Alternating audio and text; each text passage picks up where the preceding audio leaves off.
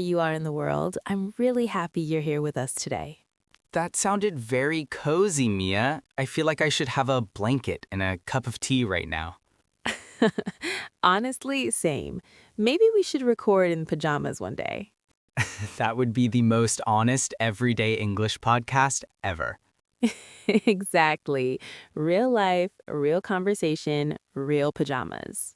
So today we're talking about something a little uncomfortable, actually.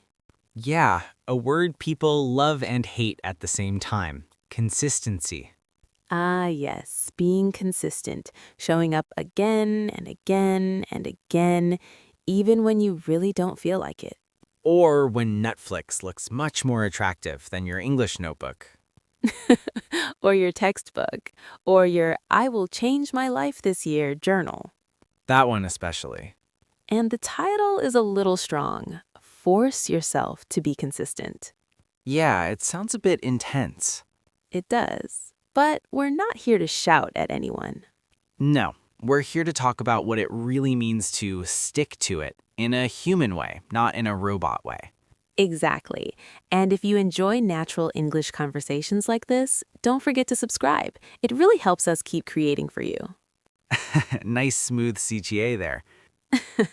I'm trying to be consistent with our CTAs too. That's professional consistency. Okay, Ben, let me ask you something first. Are you consistent? That's a dangerous question. I know. That's why I like it. I'd say in some things, yes. In other things, not at all. For example? For example, I'm very consistent with my morning coffee. Of course. I show up every day for that, no excuses. That's one habit you really stick to it with. And what about learning or work or health? With learning, I'm better now than before. When I was younger, I waited for motivation. Now I try to rely more on routine. So you kind of do it even when you don't feel like it. Yeah, not in a harsh way, but in a gentle, this is just what I do way. I like that. You know, many of our listeners struggle with this in English. Definitely. They start strong, new notebook, new app, new playlist for listening practice. New highlighter, new hope. Exactly. And for 2 weeks, they're perfect. Then life happens. Work, kids, tired brain, bad mood. And suddenly there's no English for 3 days, then 5 days, then 3 weeks. And then they feel like they failed. Yeah, that's the painful part. I know that feeling so well. To be honest, everyone does. When you stop being consistent, it's not just about the habit, it's your identity, right? Exactly. You start thinking, I'm lazy, I can't finish anything, I'll never speak English well. And that hurts. You know there's an expression, little by little. One of my favorites. People underestimate it. They want big results fast, but real progress, especially with language, is usually little by little, not all at once. Like how kids learn their first language. Exactly. They don't cram their native language in 2 months. Imagine a baby like, okay, I will learn 100 new words this week. With a tiny planner and tiny coffee. So, Ben, what does forcing yourself mean to you? Like healthy forcing, not toxic. Good question. For me, it means this. You don't wait to want to do the thing. Mm-hmm. You don't wait to feel motivated or excited. You accept that some days you'll be tired, bored, distracted, but you still do a tiny version of the habit. A tiny version.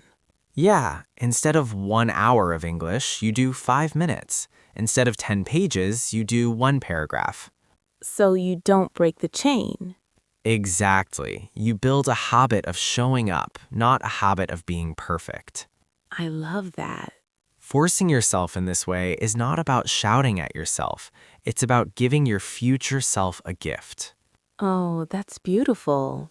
You know what's funny? When people hear force yourself, they imagine this very strict, aggressive person inside their head.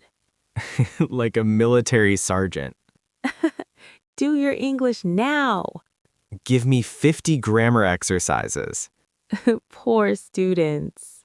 But forcing yourself can actually feel gentle. Exactly. It can sound like, hey, let's just do 5 minutes. That's it. You can stop after that if you want. And once you start, sometimes you do more. Very often, starting is the hardest part. Yes, the first step. There's a nice expression, make it a routine. That's a good one. When English becomes a normal part of your day, like brushing your teeth, making coffee, checking your phone, then consistency is easier. So you're saying don't leave English in the special box. What do you mean? You know, some people put English in this magical box of self improvement that only opens when they have energy, free time, and perfect focus. Which almost never happens. Exactly. So they study once a week like it's a special ceremony. But language likes repetition, not ceremony. Everyday English, right? Yes, everyday English in everyday life. 15 minutes while you cook, 10 minutes on the bus, 5 minutes before bed. That's how I learned a lot of my languages, actually. Oh, tell me more. For example, when I tried to learn Spanish, I failed many times. What happened? Classic story. I bought a big textbook. I made a beautiful schedule every Tuesday, Thursday, and Saturday, 1 hour of Spanish. Ah, yes, the perfect plan. You already know the end, right? Let me guess, you did it for 2 weeks. 10 days. After that, everything fell apart. Because life didn't follow your schedule. Exactly. I was too busy, too tired. There was always some reason. But when I finally made progress, it was different. What changed? I stopped trying to be a perfect student and became a real person who touches Spanish every day. I like that definition. I listened to songs in Spanish. I changed my phone language for a while. I watched short videos. I used simple speaking practice with myself in the kitchen like a crazy person. Self-dialogue is powerful. And suddenly I was consistent without feeling like I was forcing myself all the time. That's a great example of how environment supports consistency. hmm If your world is full of English, your YouTube, your music, your podcasts, your phone settings, you don't need as much willpower.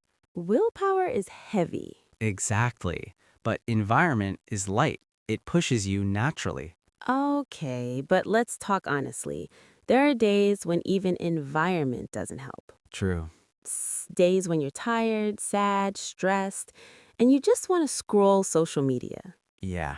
On those days, should people still push? Good question.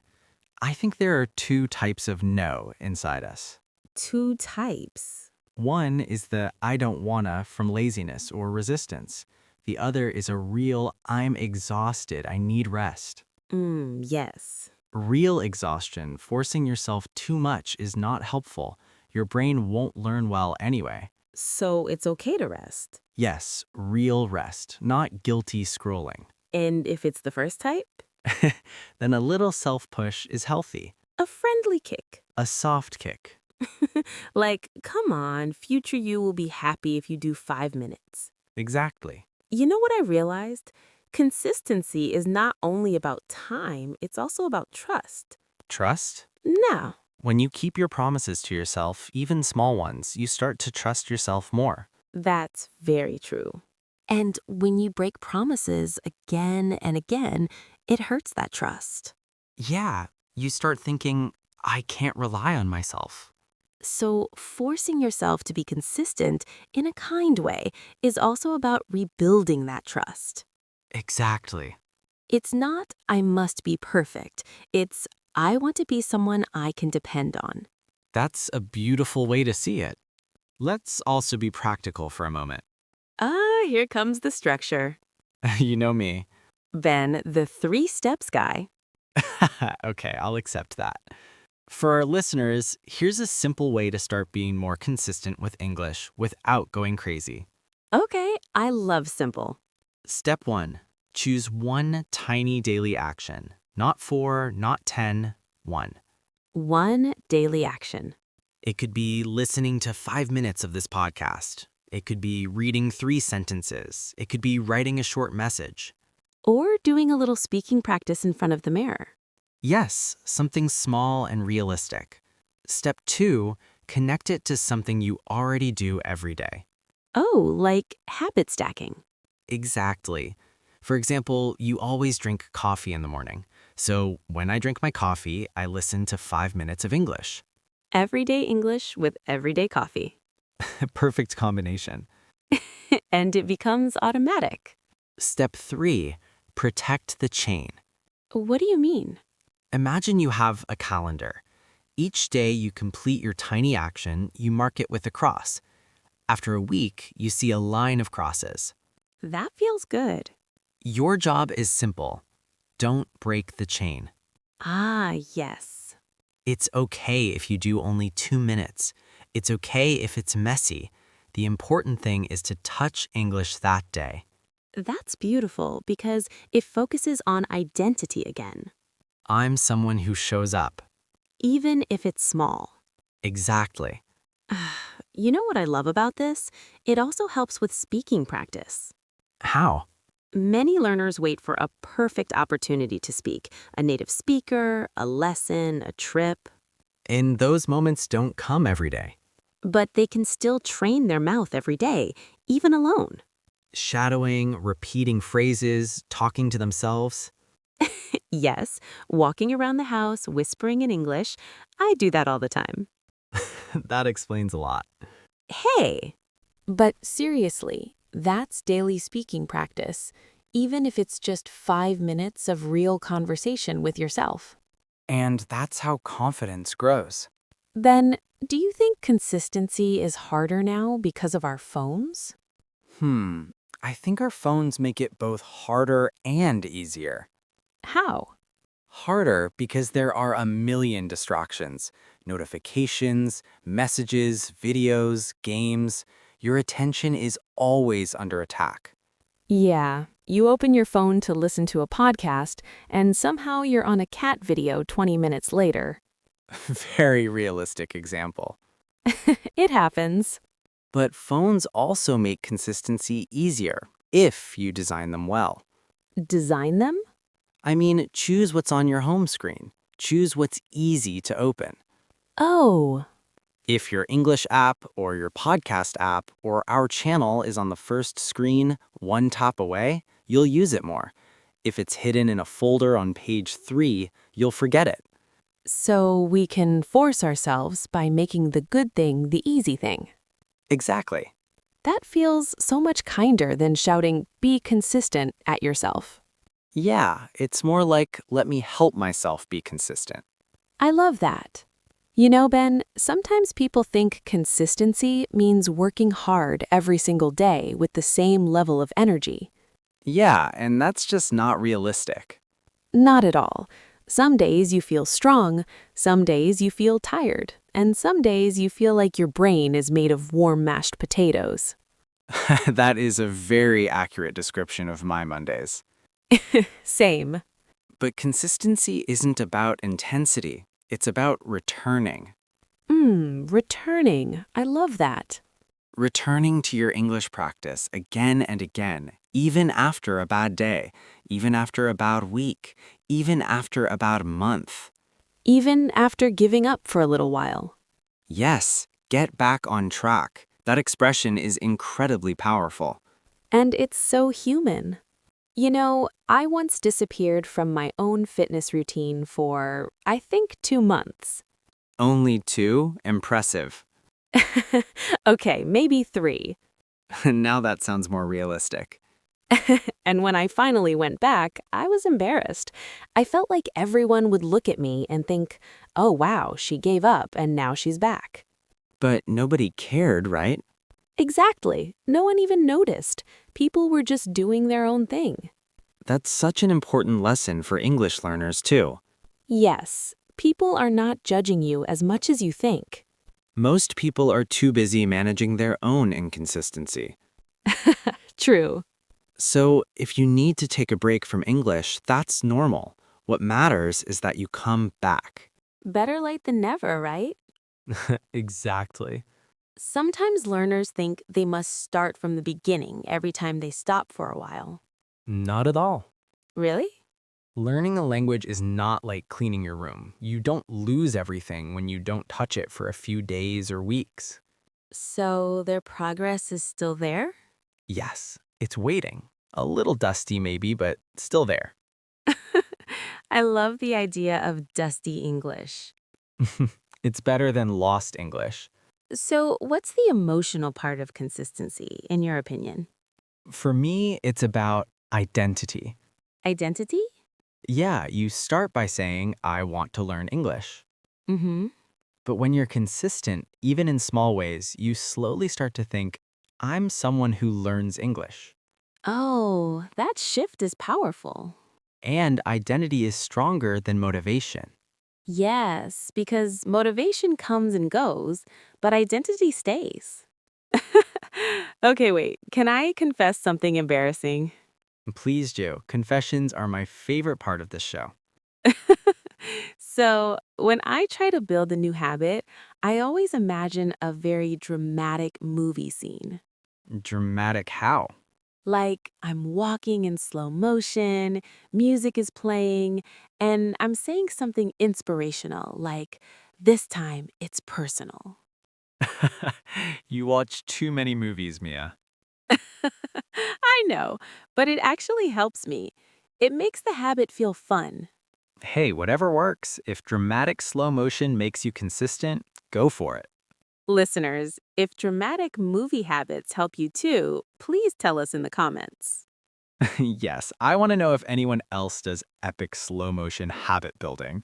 But seriously, consistency becomes easier when it's connected to joy. Yes, when the habit is boring, you always need willpower. And willpower is limited. Exactly, but if the habit is enjoyable, even a little, you naturally want to return. That's why listening to podcasts is such a good way to learn English. Yes, wonderful subtle promotion, Mia. Hey, I'm being consistent with our marketing. Fair enough. But it's true. Listening practice feels human, not like homework. And you hear everyday English, natural rhythm, real conversation. And the emotional part, the pauses, the fillers, the jokes. All the things you never find in textbooks. You know, sometimes people think consistency means never failing. But failing is part of consistency. Yes, because failing doesn't break you, stopping does. Exactly.